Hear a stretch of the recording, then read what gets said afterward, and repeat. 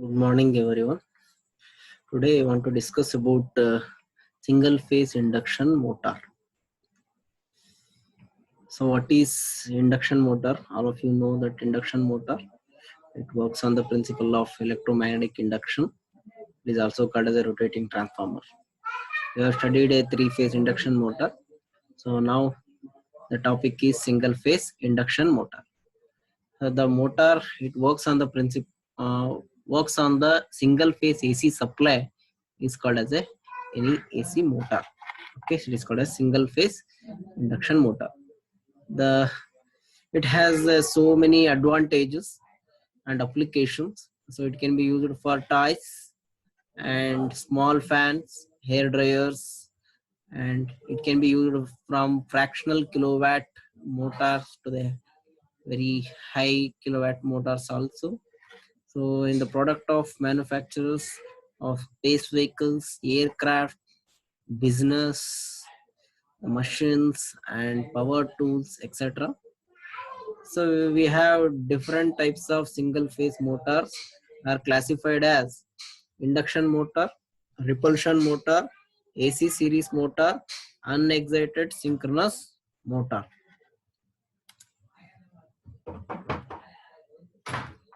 So single phase motors, in that induction motor, split phase induction motor, capacitor start and capacitor run motor and shaded pole motors are comes under the single phase induction motor. And similarly, the AC motors are also having AC series motor and repulsion motor and unexcited synchronous motors are also there. For your syllabus, single phase induction motor, we have split phase induction motor, capacitor start and capacitor run, and shaded pole type of induction motor. So before starting this, we need to know how the working principle of single phase induction motor, on which principle the torque is produced. Okay, so that is called as double field revolving theory. Okay, so what is double field revolving theory? According to this theory, an alternating quantity can be resolved into two components. Okay, so those two components, that is called as two oppositely rotating vectors. Okay, so each having half magnitude accordingly. So an alternating sinusoidal flux can be represented into two resolving fluxes. So one flux is taken as pi1, another flux is taken as pi2. Okay, so each equivalent half the values of alternating fluxes and each rotating synchronously. What do you mean by synchronous? Ns is equal to 120 F divided by P.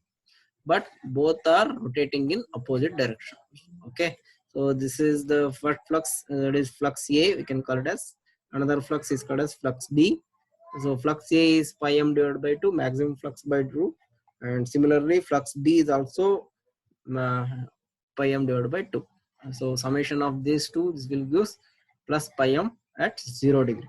Okay, so once they are rotating in opposite direction from by an angle theta, so therefore, so this will going in plus positive direction, that is called as one is forward direction and one is called backward direction. So one is taken as plus theta, another one is taken as minus theta. So then resultant flux will become pi m cos theta. Pi r is equal to pi m cos theta.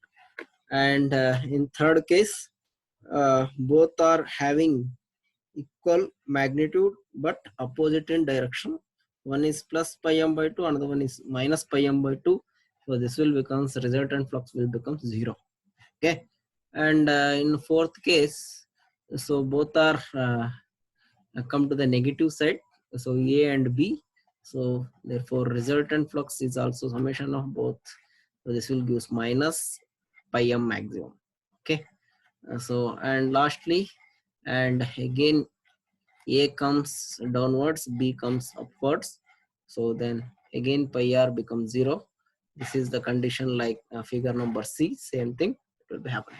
So finally in figure F, it will show the total flux from 0 to 360 degree. So it is at positive side, that is plus pi m.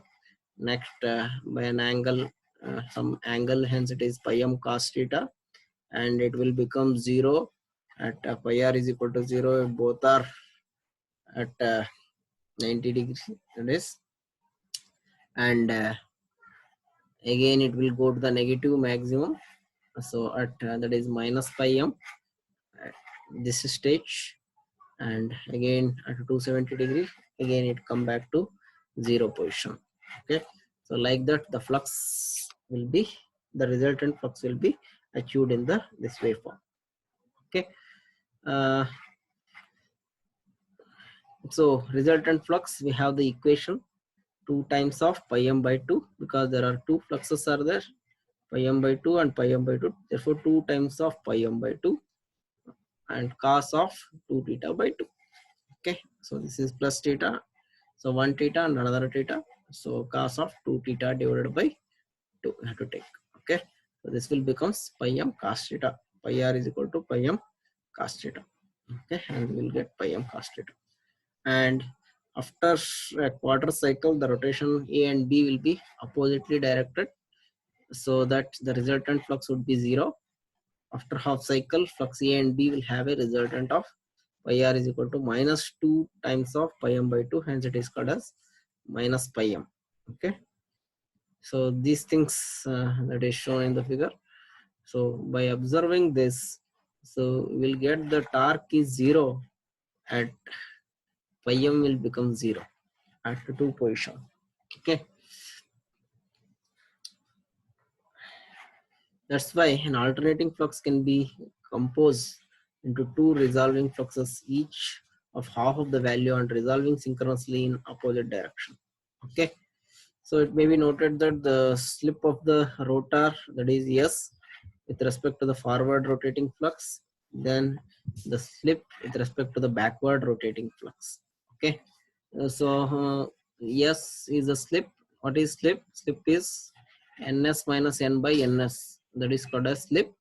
So we'll consider for forward slip, that is SF, backward slip is called as SB. SF is equal to ns minus n divided by ns. Backward slip is taken as ns minus n is rotating in reverse direction, hence it's taken as minus n divided by ns. Okay. So in forward rotating flux, slip SF is given by, so this will becomes, you can write it as 1 minus n divided by ns, or you take n 1 on this side, so n by ns is equal to 1 minus s. Okay, and slip at backward rotating flux, that is SB is given by ns minus of minus n divided by ns. So this will becomes 1 plus n by ns. Okay, 1 plus n by ns, that is equal to 1 minus s. So substitute here 1 minus s. So this will becomes 2 minus s. Okay, each of two component fluxes while resolving around the stator. Okay, so coming to the torque slip characteristics. So this is the torque, and this is the forward speed and backward speed, that is ns and minus ns, that is also shown here. Okay, and the forward torque tf, that will be obtained, and that is the dotted line shown upwards, and the backward torque, that is obtaining dotted lines in the negative direction. Okay, some of these two, this will give the resultant flux that shows in the red line. Okay, this is called as a resultant torque. So at some point, that is the torque will become 0 when speed will become 0. So if n is 0, at that position torque is produced, it is also 0. Okay, when both are opposite and opposite direction and having equal magnitude, so then n will become 0 here. Okay, at some point. So it can be seen that at starting, so n is equal to 0, that point resultant torque is also 0. So single phase motors are not self-starting. Okay, so how to make a single phase motor as a self-starting? So that is the next question. So making a single phase motor, induction motor, is self-starting. Okay, to overcome the drawback that I have seen in the last topic, temporarily convert into two-phase motor. Okay, you can convert single phase motor into two-phase motor. Okay, so by making two different windings. That is, one is a starting winding, another one is running winding. Okay, starting winding is called as auxiliary winding. So one extra winding is provided, so that is called as auxiliary winding. In addition to that, main winding is called as a running winding. Two windings are placed 90-degree electrical apart and are connected in parallel. Okay, so because of this arrangement, the phase difference between the current in the two stator winding, that is ideally 90-degree. Hence, the motor behaves like a two-phase motor. So these two current produces the revolving flux, hence make a motor self-starting. Okay, so this is the reason behind how the induction motor self-starting.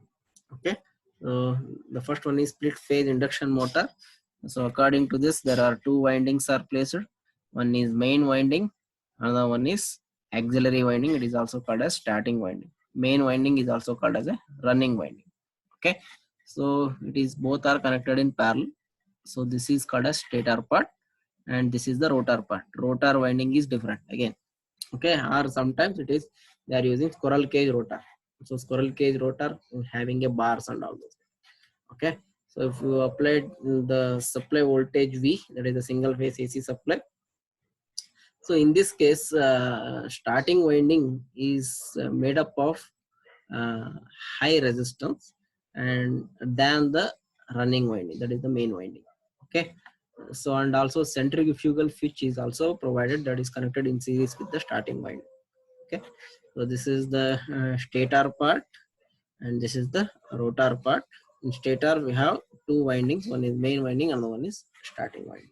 Okay, so by observing the vector diagram, uh, taking voltage as a reference, and we have two currents. I is split into two, IM and IST. That is the main winding current IM, or running winding current, and another one is starting winding current IST. Okay, so IST is more resistive, and running winding main winding is more reactive. Okay, if it is more resistive means almost it is in phase to the voltage, whatever the current flowing here, so that is almost in phase, that is nearer to the voltage. Okay, so that is is almost nearer, only slightly lagging behind the voltage V. Okay, and main winding having more reactance, so hence that is called as IM. Okay, this is more reactance, resistance is less, so therefore it is nearer to the minus 90-degree. Okay, and summation of IS and IM, vector summation of I starting and IM, this will give total current I. Okay, so this is the phasor diagram of split phase induction motor. So as you know, main winding and auxiliary winding. Main winding called as running winding, auxiliary winding is called as starting winding. Okay, so I have said low resistance but high reactance in main winding, high resistance but low reactance in the auxiliary winding. So IM is the current through the main winding and IST is the current through the auxiliary winding. Okay, whatever you have discussed the same thing, and the angle between I starting and IM, that is called as alpha. So this angle is treated as alpha. This is nearly 90-degree or in between the 90-degree. Okay, so this is the split angle, a small angle, whereas current IM takes the main winding lagging behind. So already these things are explained, and phase angle between IS and IM is made as large as possible because of starting torque of the split phase motor is proportional to sine alpha. Okay, and another one is centrifugal switch S is connected. Okay, what is the use of centrifugal switch here? So at the starting winding is connected. So at the time of running, that is 80 to 90% of the speed achieved by the rotor, the starting winding is going to be disconnected by means of centrifugal switch. This is an automatic switch that can be automatically disconnected the starting winding from the running winding. That is the purpose of using centrifugal switch. Okay, that is 70 to 80% of full load speed it achieved automatically. The centrifugal switch, it will open the starting wind. As the current IM and IST are splitted from each other by an angle alpha at the time of starting period. Okay, the motor is commonly called as split phase induction motor. Okay, some of the applications are because it is having a low starting current and moderate starting torque, can be used for some fans, blowers, grinders, centrifugal pumps, washing machines, oil burners, etc. Okay, it can be available in the range of 1 by 20 kilowatt to the 0.5 kilowatt. Okay, this is about split phase induction motor and capacitor start induction motor. So only one difference between split phase and capacitor start induction motor.